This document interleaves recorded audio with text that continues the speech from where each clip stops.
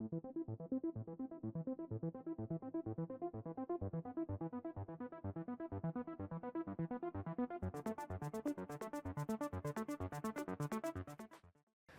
everyone, welcome back to the range. My name is Matt. We got a body armor test today. That's why you tune in. I do armor and ammunition ballistic testing. Those are probably my specialty things besides 5.7. But we've got a soft armor test today. We don't do a lot of soft armor. We're mainly into our rifle plates here, but we're going to try to offer some soft armor testing and some helmet testing this year. This plate is from MinuteMan Armor. We tested their polyethylene level 3/3 plus plate as well as their level 4 plate. This one's a little different. This is their made in the USA plate. I am not sure if the materials are sourced in the US or if they are import. I will put an annotation below when I find out from Joe over there. But this guy weighs 1 pound 6 ounces and is just a little over 1/2 of an inch thick, 0.552 or 14 millimeters. This is rated for 44 mag, 357, 9mm, 45 ACP, and 40 Smith & Wesson. It is a sappy cut. For all of you that have been around for a while, here comes the data spiel. Over here on my channel, we stick to a lot of NIJ constants whenever possible because I want you guys to be able to take valid information away from these tests. Or if you're the manufacturer and you see me stop some kind of threat here or some kind of threat lets through, you can always contact an accredited NIJ lab and have those tests validated. So since this is soft pistol armor, we're shoot at 7 to 10 feet. We have a Pro Chrono Pal digital DLX, so we can capture the velocity of that projectile.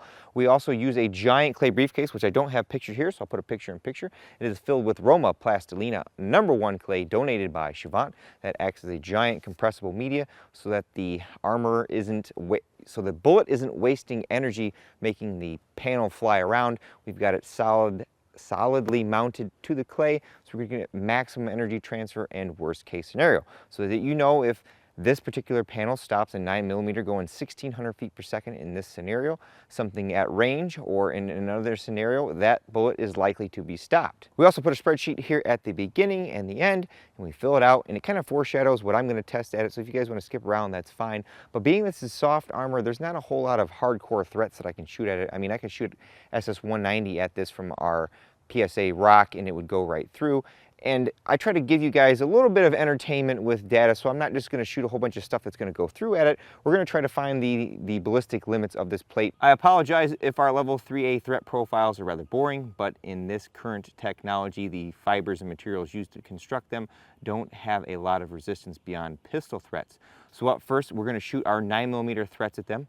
I have our really fast L7A1, it's 124 grain load going pretty fast. I have our Liberty Civil Defense, that's 50 grain all copper, very fast, and a 115 grain full metal jacket from Samson or IIIA. It's a carbine load going pretty fast as well.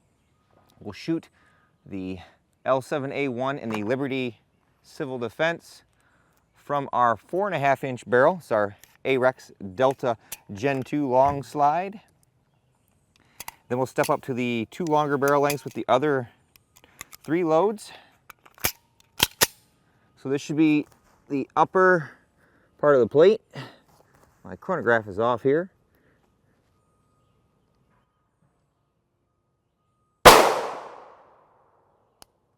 Got a velocity reading off that. That's right above his head. Then our Liberty Civil Defense, I'll put that one right next to it. Good velocity off that. Now on to our longer barrel length. This is our CZ Scorpion Evo 3 S1 SBR. Has a 7.72 inch barrel. So the Samson load is third, Liberty Civil Defense is second, and our L7A1 is first. This will be, my chronograph is all jacked up. This will be on the right side of the plate. Pretty good velocity. Then I'll walk this one to the left. And then this one to the left again. And finally our 16-inch PCC. This is an AR-V9 from Palmetto State Armory. Probably the longest barrel length that you usually will find in 9mm. Getting very complete powder burn out of this. Most loads still gain velocity up to this barrel length. So this will be the L7A1 first. This will be on the left side of the plate. All right. I think I got velocity off that. My chronograph is a little lopsided. Now the Liberty Civil Defense will be below that. And then this, the IMI will be even below that. And now for my favorite caliber, 5.7 by 28 millimeter, we have our 5.7 Rock from Palmetto State Army. This is their new semi-automatic handgun in 5.7 by 28 millimeter. The magazines are metal, hold 23 rounds. We have American Eagle TMJ, that's the 40 grain plinking round. We have SS 197 SR, that is the 40 grain VMAX hunting round. And then we have SS 198 LF, that is the 27 grain training / law enforcement load if you cannot use a full metal jacket in your jurisdiction. It has an aluminum core, should be going right around 2,100 feet per second. We'll take that shot third, SS 197 second, and American Eagle TMJ first. Now the Rock has a 4.6 inch barrel over the 4.75 in the 5.7 and the 4.9 in the Ruger 5.7. So we're going to lose a little bit of velocity off this handgun. This should be by his left foot. This will be to the right. And then this one will be in the bottom corner.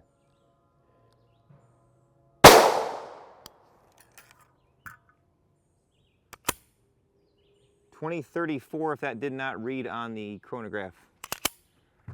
And now I'll bring out our longer barreled 5.7. This is our Kel-Tec P50 8-inch barrel. Feeds from our FNP 90 magazines, top load, bottom snap, or top snaps like that. Got a Kestrel 22, same shot order, 198 LF is third, SS 197 is second, and American Eagle TMJ is first.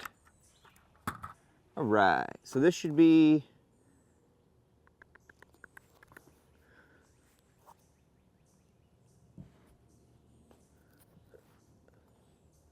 under his left foot.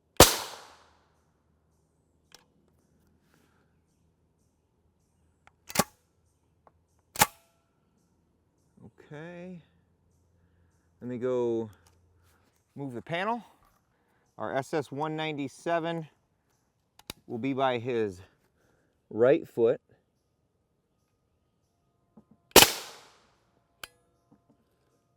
And then 198 will be below that. And I think I shot too low, folks. Let me go check that. All right, we got quite a bit of shots on this plate. We could probably take some more. I should try to really go in a line so it's easier to understand. But our L7A1 from our 4.5 was right here. Our Civil Defense from the 4.5 inch was right here. Then the CZ with the L7A1 was right there. The Civil Defense was right there.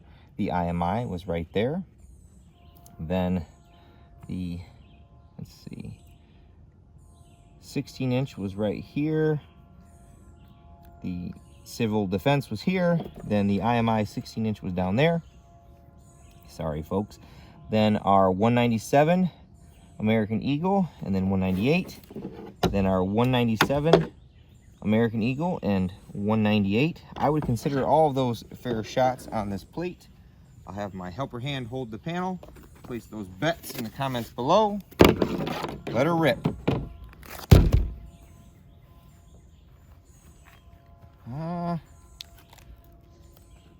Uh-oh, Raggy.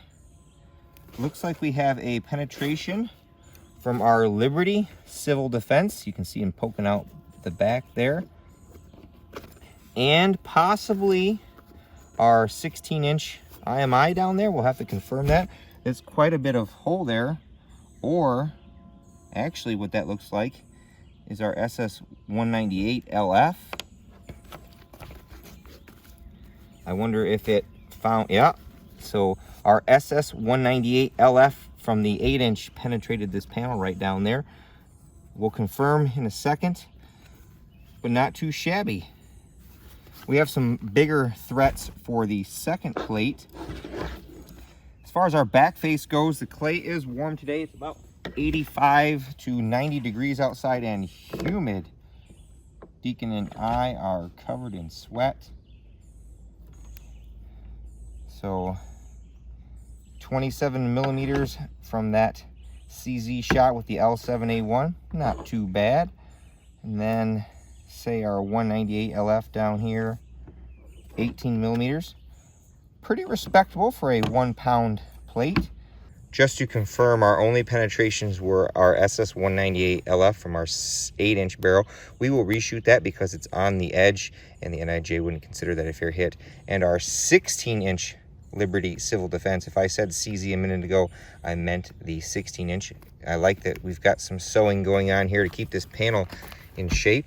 It's a pretty good job that we're doing there. Since that last shot of SS198 was a little on the low side, we're going to take one more shot from that, from the 8-inch barrel. And then I have one specialty 5.7 load to do there. I will tell you about it in a second. So this shot will be on the right side of our plate here. And now for our specialty 5.7 ammo. This is an all copper solid. It is segmented, so it's designed when it hits tissue or hard objects to break apart in multiple wound tracks. This is our Vanguard Outfitters Black Dragon Fang. It is 34 grains. This is in their new brass. I don't believe these are full velocity yet. I think when I tested the other day, we're getting right around 1,800 feet per second, which could be a lot faster because it's only 34 grains. This one should be right below that last shot.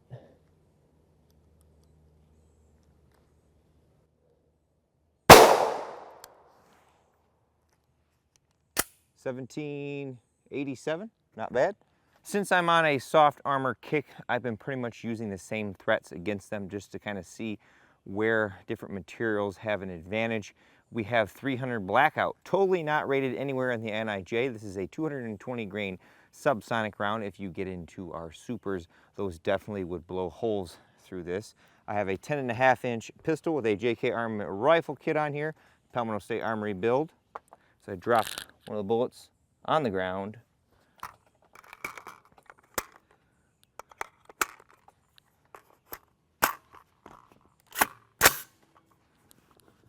This will be on a dead battery, apparently. I left this, oh wait. So this will be on the left side. Pretty low velocity there. And then I'll put this one all the way in the bottom corner. That one was better. Cool. And finally, our hand cannon. I forgot to ask my dad to borrow the 44 mag. He has a pistol and a carbine. So we have 50 Action Express, two 300 grain loads. One is a jacketed soft point. I think it's an IMI bullet from when they first started importing these guns. And the other is our Spear Gold Dot. Very, very nasty in soft tissue. Don't do too well in soft body armor, but they create a lot of blunt force trauma. We have just a 6-inch Desert Eagle. We'll take the Gold Dot shot first.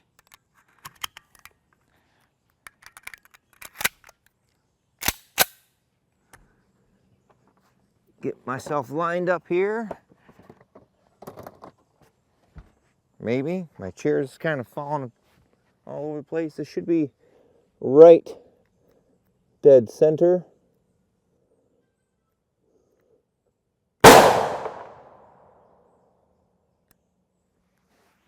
Go check my shot placement. Nice. That panel is jumping down there, folks. Here's our 198 retest from the P50. Here was our two 300 Blackout shots. Here was our Black Dragon Fang right down here. Here was our Gold Dot. And then here was our jacketed soft point. Place those bets in the comments below. Ho! Wait a minute, wait a minute.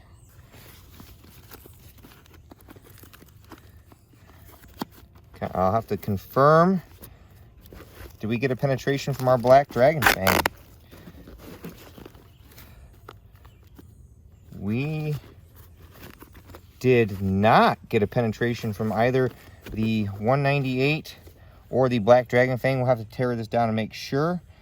Our 50AE, whew, that's a heart stopper right there, folks. Our back face on that guy, 54 millimeters. Woo-wee. Could be 55, could be even more in actual NIJ clay. It is warm today. Our 300 blackout though, 26 millimeters, not too shabby. Plate is doing pretty well, I would say. All right, thanks for sticking around to the end. I've got a special caliber for you, 9x39. That is a Russian-developed caliber. All of the bullets are subsonic. They're very heavy. This is a 275 grain full metal jacket. I do believe I tested this quite a ways back, and I don't remember offhand what armor I shot it through, but I think it penetrated. I'll have to annotate if that was different. So I have a 10.5-inch barrel here from Pro 2A Tactical. They have a whole bunch of different uppers, and I got this from them to do some testing on the actual armor piercing version of this sometime, maybe this summer or fall, if I can get some brass and make a load for it. So we've got one shot of this left. We've got our Silencer Co. Osprey 45 up front. So it should be pretty much dead center. And I saw some wood flying down there. That ain't good. Our final shot of our 9x39, that is a 278 grain bullet, sorry, was right there. My helper is taking our straps off. Got to use all of his muscles for that one. Let me help him. Ouch. Ruh-oh, Raggy. That is a hole clean through that plate. So polyethylene on this thickness cannot stop our 9x39 full metal jacket. I did confirm that our Black Dragon Fang at 1700 feet per second was stopped in this particular polyethylene. The construction of these plates is a little tough to tear apart. So here's plate number one. Our only penetration was this non-fair hit of SS198 LF on the bottom here, and our Liberty Civil Defense from the 16-inch. Now on plate number two, I did as best as I could to tear this apart. This appears to be polyethylene, and one thing I will note that they're doing is they are sewing layers of this together. They're not sewing it all at once, but they're sewing as much sections of it as they can at a time, so that their whatever sewing machine they're using can handle it. But to confirm on this plate, the only penetration was our 9x39. This is pretty neat to fold this away like a book. There was our 300 blackout, made it a little ways in there. This panel is where our 50AE was recovered. Look at these giant slugs of lead. Look at that. Oh yeah, nasty. And then right there is our Black Dragon Fang. He was hiding right here. So this particular material, with him taping the outside of it, if that's what works, that's what works. I don't know if you need that in the future, but keeping these layers together shows that you can increase this panel's performance. And that's all she wrote, folks. I think Joe over at MinuteMan Armor is building a better mousetrap. I like that he's actually sewing all of these layers together. Now I'm going to imagine if he can get a more industrial-like sewing machine, he probably can sew all these panels together at once. But sewing them in sections like this and then taping them, or whatever this material is, it looks like tape, taping them together seemed to give it really good performance. Now with our 50 Action Express, that's not an NIJ load, that's above and beyond 44 Magnum. We saw the maximum back face over the 44 millimeter limit, but when we shot our Black Dragon Fang against this, you know, albeit it was a slower velocity, it was actually stopped. Typically with that bullet, you need a lot of polyethylene or aramid to stop it, or going to a rigid panel. Our 9x39 was a little unfair. Like I said, I think when I tested it in the past, it penetrated and actually went quite a ways in gel, mainly because it has a really thick steel jacket and its lead core, and there's just a lot of that bullet to try to slow down and deform. With all that being said, it's time for my son and I to get the heck out of here. You can see how soaking wet I am. It got really humid outside today. At the end of all my videos, I take a moment to thank all those who helped make these possible. Number one is my Patreon and subscribe star fans. I have a link usually at the top of my descriptions now. It's a link tree. It's got all those different listings in it, so if you want to find a way to support me, those are inside. Number two is Joe over at MinuteMan Armor, who again, in full transparency, contacted me and asked me to perform a demo on these plates with no strings attached. And of course, number three is you all for watching. Until next time, I'll catch you at the range.